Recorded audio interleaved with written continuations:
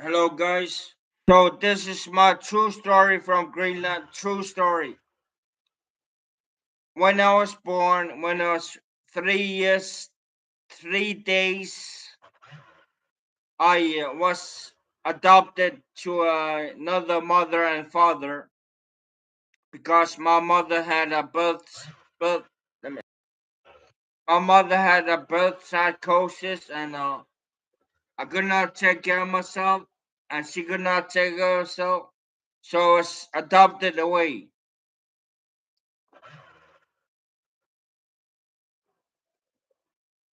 And the thing I remember that when I was like 2 years old, I was happy. I was I was bathing, and I have this picture. I can show you the picture. Yeah, I'll be right back. Yeah,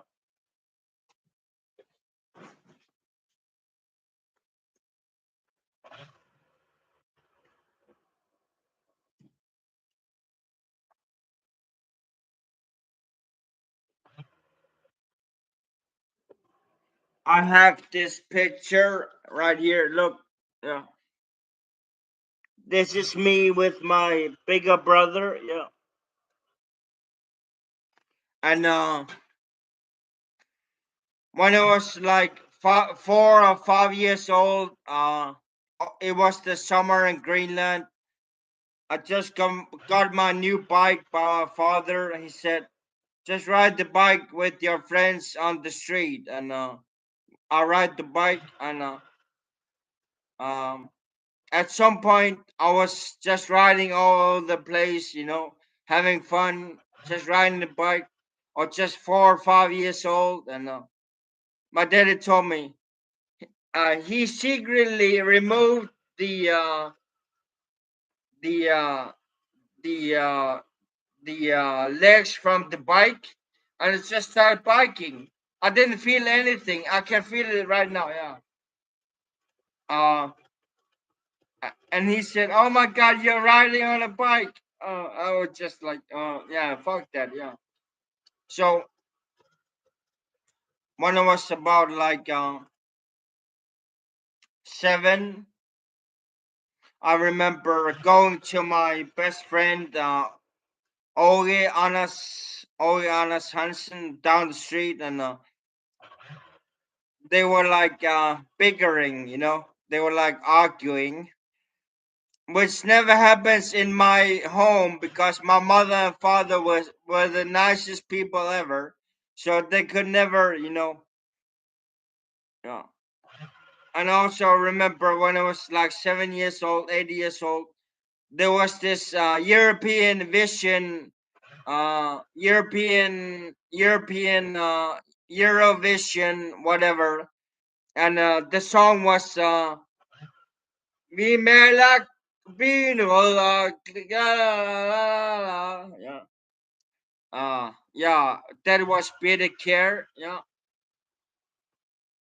And then I remember moving to Inspector Park in Inichu in like, what was it, year 1990.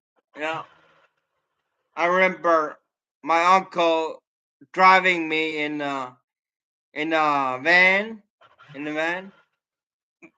I was at the back, right? I wasn't really conscious, but like, I just remember, wow, I'm moving away from my childhood home. I didn't know what to think. I remember like, okay, let me lose this accent. Yeah. So when I moved to Inspector Bargain into in Nuuk, Greenland, I had the sense of wonder. I had the sense of hilarity. I knew that at some point my mother is gonna ask me that I'm adopted, and that's the way you're gonna feel. One day she came up to me, and I think she knew that I knew that I was adopted. So and she came up to me in my bed while I was after school, like 3 o'clock in the afternoon. She came up to my bed. I was lying in bed just laughing, whatever. Yeah, I was doing whatever. And she told me, look into my eye. You are adopted. And my heart fell into my stomach. And then she said, but I am your real mother. I am your real parent. Your mother never hated you or disliked you. It's just that she couldn't get you because she was psychotic.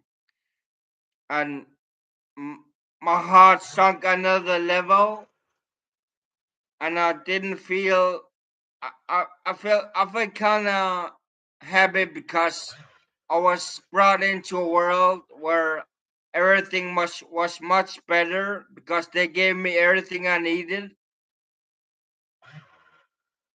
But then my adopted mother, my which I call my real mother, she said, "You must know that there is a God, and God will follow you in everything what you do."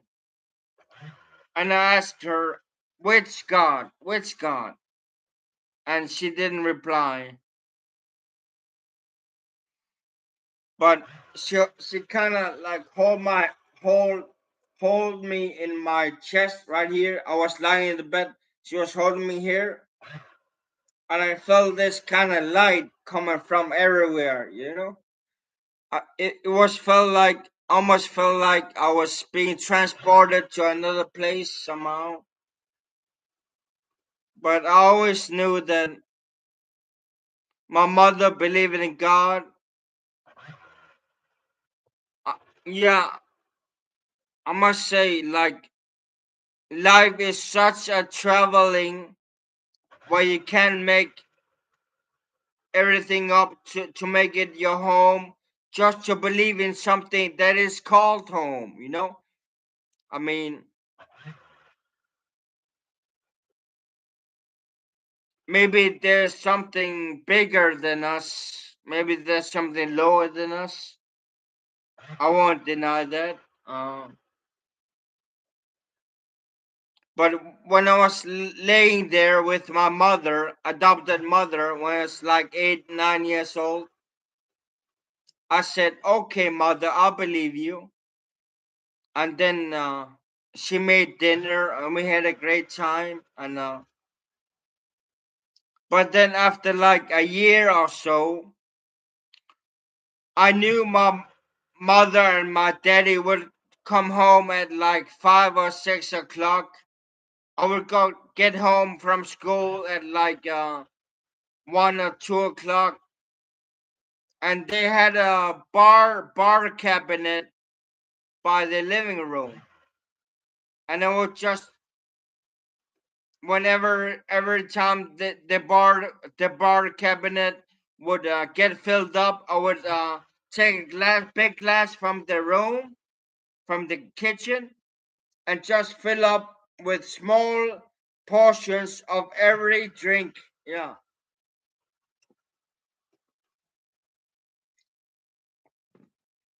and then I would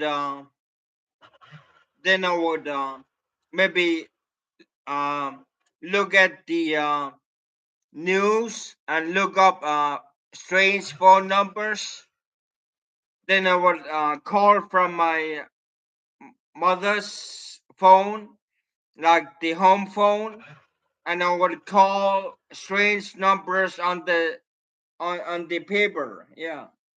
So my mother would ask me every few months, "Hey, did you call this number because this number called cost us like $80 for like 5 minutes?" I would say no. I would lie to her, of course, because why would I tell the truth? And then about yeah, let me think. I would always like hide my alcoholism behind my parents because at some point my mother knew that it was me that took all the alcohol instead of my father. And my father was an alcoholic at the time, like early 1990s. I was only like 10 years old. And my mother would ask my father, did you came to lunch and drank half of the liquor? And my father would say, I drank a little bit, but I don't think our son has drank anything of it. So I would, take advantage of that, and I would get never get caught of drinking alcohol in a home. Yeah. So that's like every time after school I would drink. Yeah. And whenever I came to a friend's house or something, I would always ask for a shot of alcohol. Yeah, I would get alcohol. That was okay. Like it was not frowned upon or something. Like they would all accept it. Then then I would start profusely. I would start profusely training for my daddy because my daddy said you should train sports every day, every day. So I would do everything my daddy told me. I made him happy, and my daddy would not suspect that I was drinking behind the scenes. And then I remember when I was like age 16, I lost my virginity to a very nice woman. Yeah, I met her in Greenlandic chat. I told her, "Hey, I'm very drunk now. Can I please take your virginity?" She was like double my age. I didn't know. Like, I kept asking her, and she said, "Okay, come over." Yeah, so I fucked her. Yeah, I was only 16 years old. That was my loss of virginity. Yeah, very good. October 21st, 1998. That was the year I lost my virginity. Yeah, to a woman double my age. Yeah, and I really have no regrets because I think in America that constitutes constitutional rape. But in Greenland, it's like accepted. If you are a 16-year-old boy and a woman double your age comes your way and say, "Hey, wanna fuck me?" Like you accept it. Yeah, she's pretty nice. Yeah, yeah. Like I don't know what the legal age in is other countries, but yeah. Fuck that shit, man. Yeah, that's my life story. Yeah.